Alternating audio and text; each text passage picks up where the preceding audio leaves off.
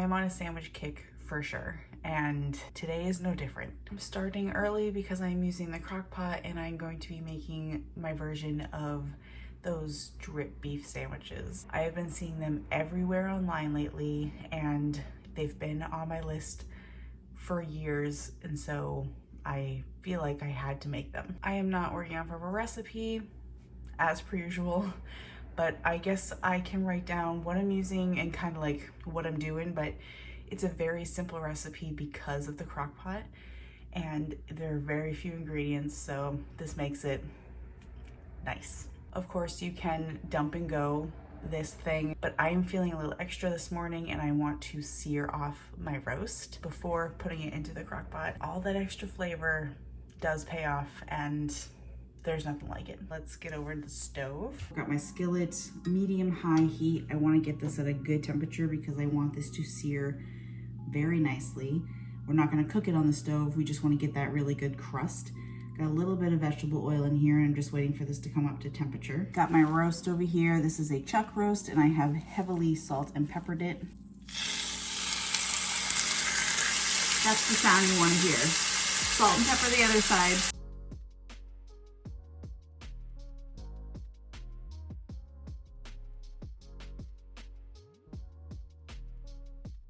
I have removed Mr. Chuck Roast from the pan, just set aside for now, but you know, when you sear something, there is often a bunch of this yummy brown stuck on goodness. I want this flavor.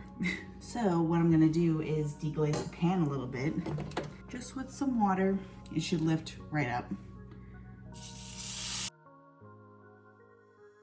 And now all of that flavor is just in this liquid, which I'll put in with the beef in the crock pot. I have sprayed it with just a little bit of nonstick spray. In goes my roast. All those juices, all of those pan juices that we just scraped off the bottom there.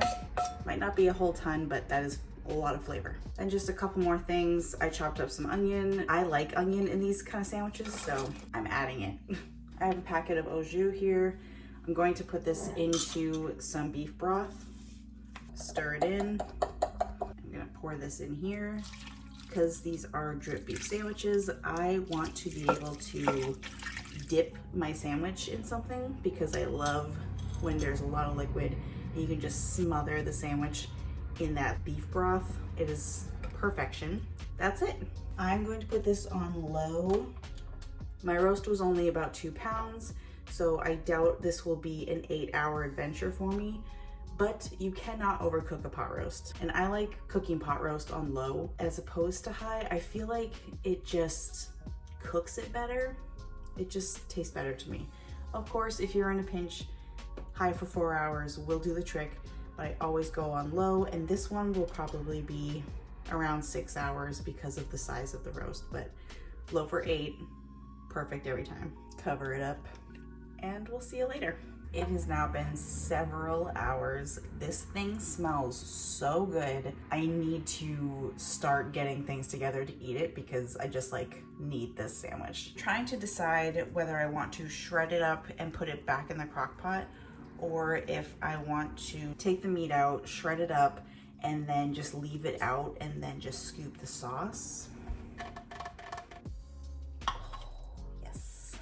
You take the string off. You don't want to eat that. This has such amazing color, especially since I seared it. All of that flavor is just locked and loaded. We can't let any meat go to waste. Might as well try it. Oh my. Okay. This is just like falling apart. Look at this huge chunk. Look at that meat. It is so juicy and delicious. Wish I had some of those like bear claw things. That would be nice. I like the idea of leaving these into bigger chunks of meat.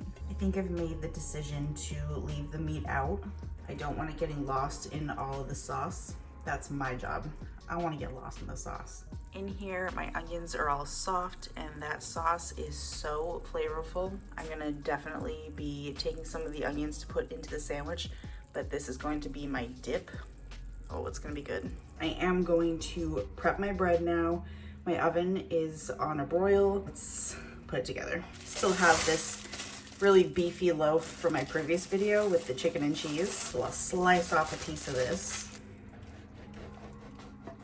I still think it's a little too bready for this kind of sandwich, so I'm gonna just take a little bit out of the middle. Light drizzle of olive oil, put them on a sheet pan, salt and pepper these things. I'm gonna pop them into the broiler just so they get a little bit toasty. Not too much because they're going back under when I put the cheese on. Out of the oven, light toast. They're very soft still. For this sandwich, I always feel like I go straight up mayonnaise, but you can put really whatever you want on here. A really good thing would be like a mustard mayonnaise. Delicious. Or if you're into it, horseradish. Just a little smattering on here. Also, something I like to do is take a little bit of the juice and put it on here. Not too much because I don't want it soaking through, but just a little bit. This sandwich is a provolone sandwich to me, so on the bottom here, I'm gonna put a couple slices.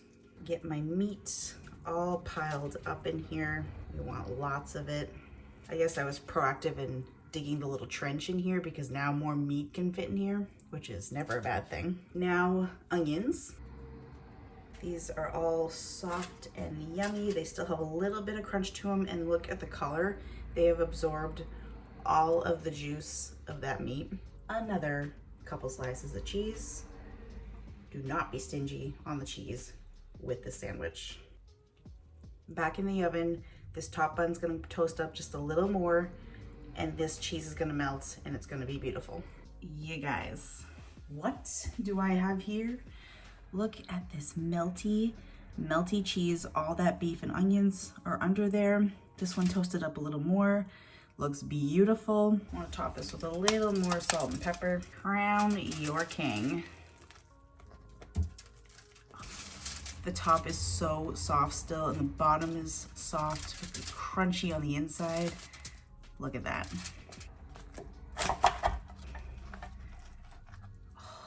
Look at that behemoth of a sandwich. Let's plate her up. I've got this big, beefy, cheesy boy, side of jus. It's gonna be great. I'm gonna burn my mouth off, but that's okay. I have been waiting all day long. This has smelled so good. It's so soft. Big old dip. First bite.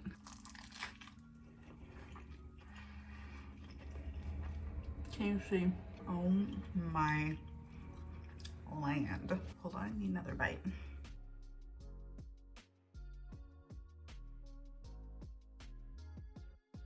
This is so good.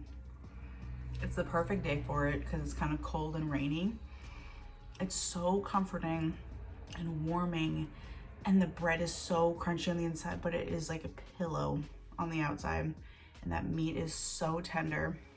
And the cheese, everything is amazing, and the juice, this little dip situation. I need to go hose myself off. Hold on. It's so simple and it's so comforting. I don't know what else to say about it. I have no words. This might be one of the best things I've ever made. And it had like 3 or 4 ingredients. Enjoy.